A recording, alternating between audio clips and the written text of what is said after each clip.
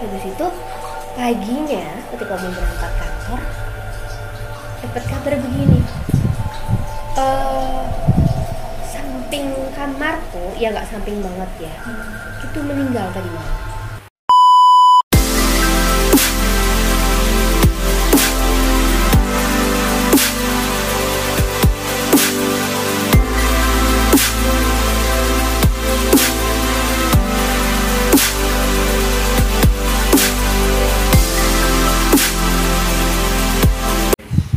Hai Posdor, balik lagi nih. Kali ini kita sama Ibu Owner lagi. Kita mau cerita-cerita tentang pengalaman Ibu Owner, tentang pengalaman horornya di Posdor kali ini. Oke, bisa kasih clue-clue sedikit pertama tentang ceritanya? Ceritanya ini di Surabaya, di tempat kosku dulu. Aku tidak mungkin cerita ya, karena nanti pasti banyak yang takut tahu dan sebagainya. Jadi sebelumnya ya memang aku kerasa bahwa di situ ada, ya kan. Tapi ini yang paling horor banget tuh gini. Jadi waktu malam itu aku tuh sendirian. Bentar. Jangan lupa order hijab di Dodolan Hijab. Sebelum masuk ke ceritanya, kalian yang butuh oleh-oleh haji dan sebagainya, kalian bisa order di Dodolan Hijab ya. Oke, bye-bye. Lanjut. Jadi malam itu tuh ada aneh sih.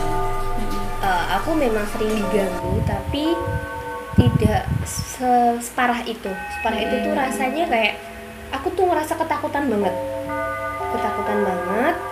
kayak ada orang berdiri gitu atau duduk gitu ngelihatin kamu gitu. Di mana itu? Di kosku dulu. Kosku dulu. Oke. Daerah Ketinggalan. And then habis itu tuh aku tuh sampai nyetel murotal. Itu kalau itu gangguan sudah nggak bisa aku handle, aku biasanya gitu nyetel murotal Al-Quran lah, biar menenangkan. Itu aku sampai kayak pagi jam berapa, pokoknya teror itu mulai reda itu subuhan lah, aku belum bisa tidur tuh. Dari malam, dari aku lupa ya jam berapa, jam 11-an, jam 12-an atau jam 12-an lebih lah, aku lupa, aku benar-benar nggak bisa tidur. Habis itu paginya ketika mau berangkat kantor dapat kabar begini.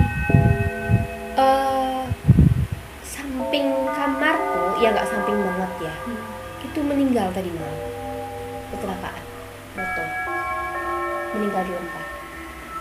Terus dan anehnya, karena kan itu perumahan ya, anehnya lagi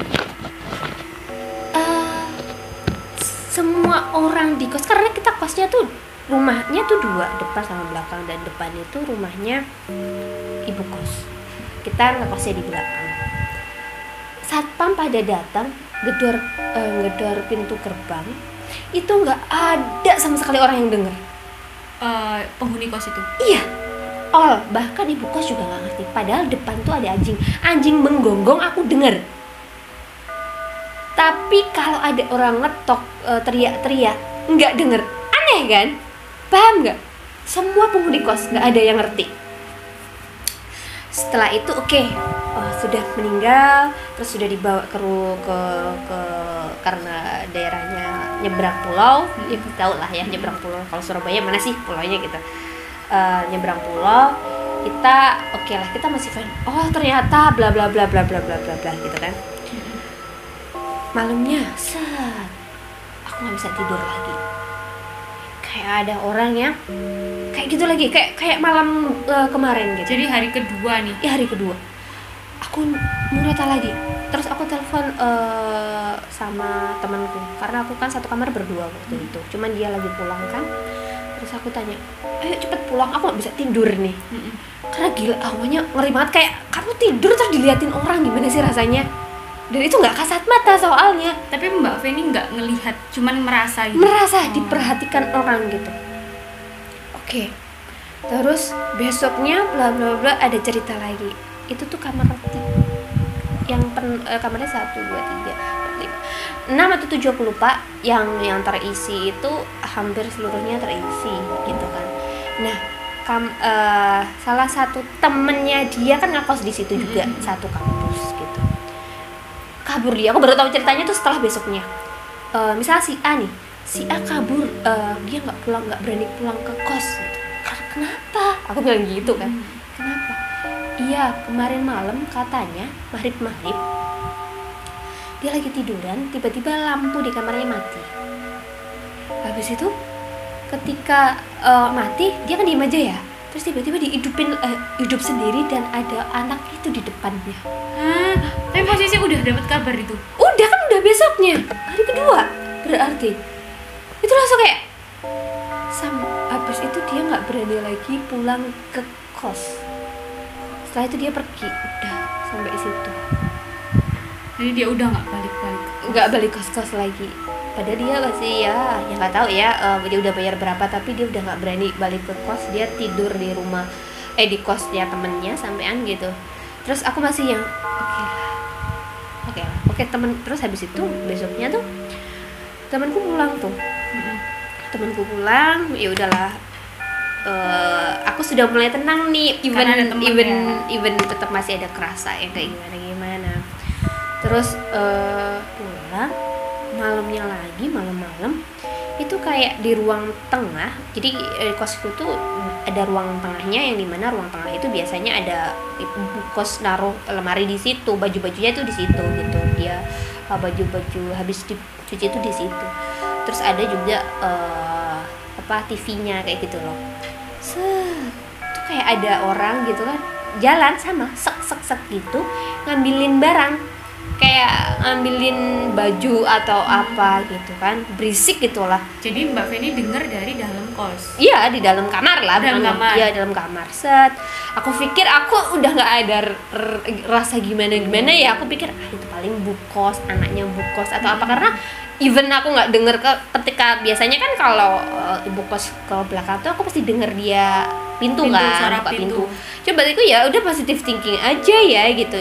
Lagian juga aku ada orang gitu loh, ibaratnya maksudnya aku berdua kan, jadi aku nggak terlalu takut, nggak terlalu gimana.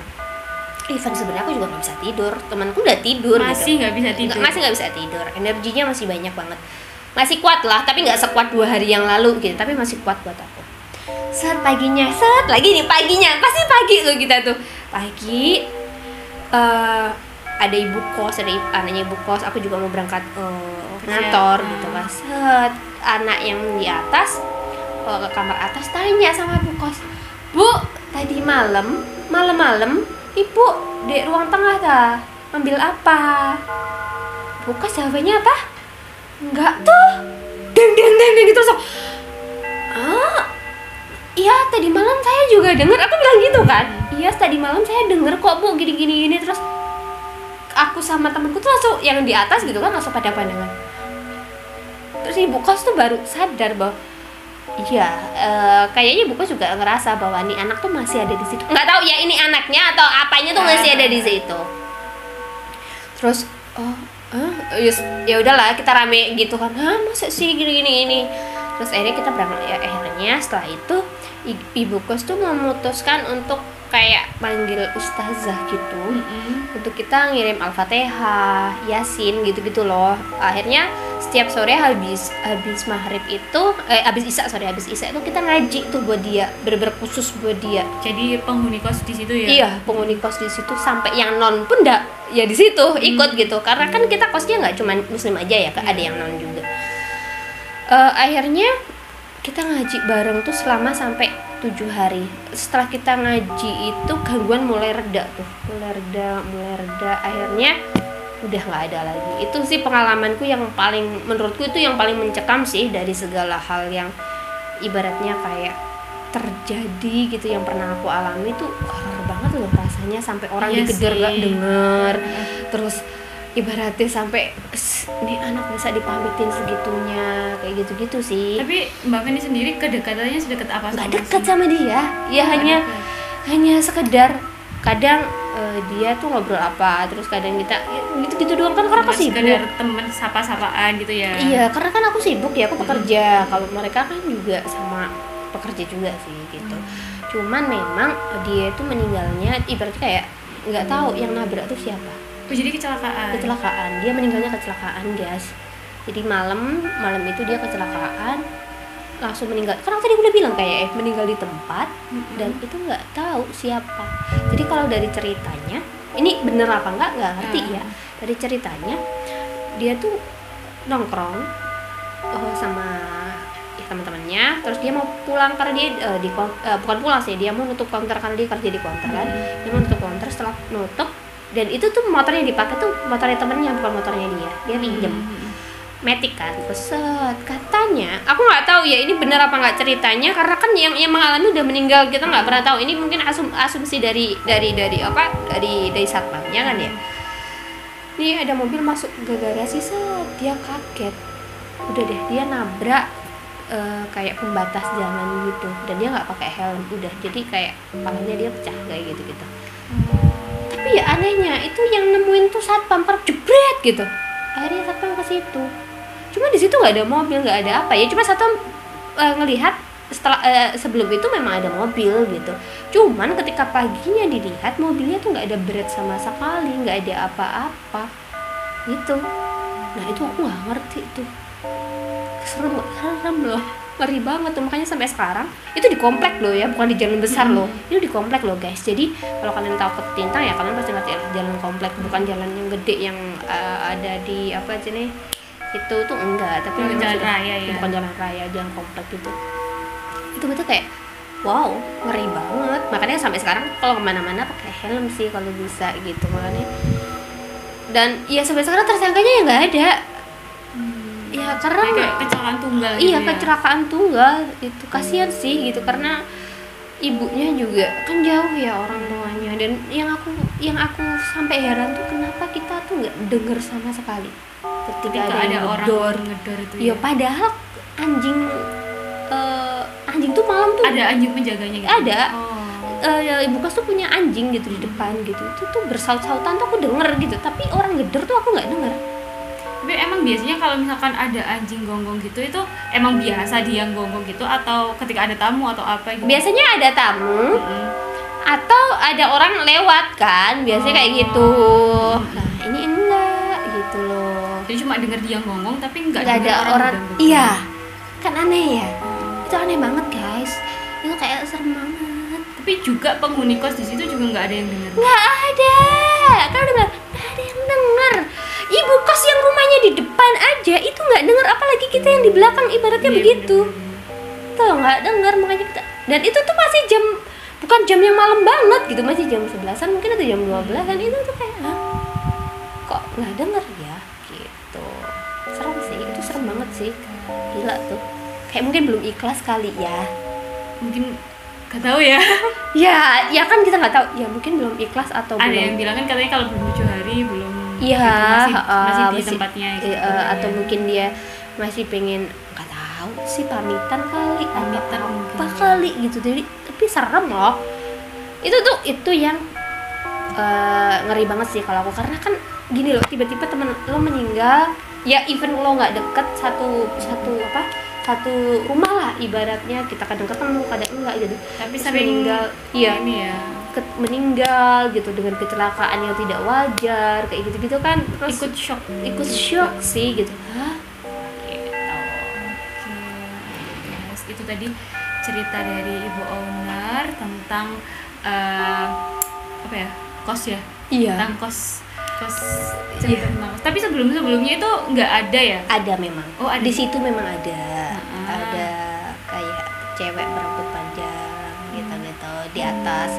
Biasanya kalau kita nyuci itu biasanya di sana. Dia biasanya naik turun ke tangga bawah, tangga atas, dari kamar bawah ke kamar atas tuh sering banget banyak yang digodain kayak gitu. Jadi kayak barang-barang yang ada di kamar atas tuh tiba-tiba di bawah, padahal tiba-tiba di atas. Jadi banyak jadi usil gitu loh. Memang penghuni yang aslinya di situ ada. Iya, ada. Atau kalau nggak gitu dari si perempuan itu tadi menyerupai, bisa jadi nggak sih? Tapi energinya beda. Memang nih energi yang ada di sana itu memang agak sedikit keras, tapi nggak sekeras itu gitu. Aku bisa handle biasanya. Kalau ini aku nggak bisa handle sama sekali. Gitu. Aku tuh kalau ngekos atau aku sewa rumah ataupun apa gitu, aku pasti harus datang dulu, aku harus cek dulu gimana Rasain. energinya tuh bisa nyatu apa enggak sama aku dan sebagainya. Kalau enggak nggak bisa, kayak misalnya aku bertamu ke tempat orang gitu, kalau memang energinya nggak enak aku akan buru-buru pulang karena aku nggak nyaman kayak gitu-gitu sih guys. Oke. Pelajaran yang bisa kita ambil kalau kemana-mana pakai helm kan? Iya, kali pakai helm. Terus sama ini satu lagi, Gimana dia itu sering banget bertengkar sama ibunya karena disuruh pulang ke tempatnya dia. Sedangkan dia nggak mau karena di sana terlalu dikekang, mungkin ya karena nggak ada hiburan malam. Maksudnya bukan hiburan malam tuh clubbing tuh enggak, tapi maksudnya kayak Maksudnya nongkrong gitu ya. sebagainya, karang kan bukan negeri seberang apa Desa mungkin lebih ya ke desa gitu lebih ke ya. desa. Jadi dia tuh sering banget berantem sama ibunya, kata ibu kos ya, ini lagi dan dia tuh nggak mau, makanya dia lulusan S1 pun digaji dengan segitu dia mau. Intinya dia cuma mau lepas dari Strict parent mungkin ya. Iya, jadi strict parent. Jadi mungkin buat kalian restu orang tua tuh tetap penting sih. Iya, bener. Supaya biar tidak terjadi hal yang kayak gimana gitu aja sih. Oke, terima kasih Mbak Penny. Agak serem nih kalau kayak ini, soalnya ini kisah nyata ya. Iya, Ini benar-benar. the real, kayak kisah nyata banget, jadi kayak Dan ada orangnya gitu maksudnya. gitu. Yang Terus kan agak ngeri gitu loh. Oke, terima kasih cerita-ceritanya. Kita kirim Al-Fatihah mungkin ya Iya. buat teman-teman yang nonton, bisa dibantu kirim ke Al-Fatihah untuk Mbak itu tadi ya. Oke, terima kasih yang udah nonton Closed-Door. Jangan lupa untuk like, komen, dan subscribe. Kalau kalian ada cerita bisa sharing di bawah ini. Terima kasih. Bye. Bye-bye.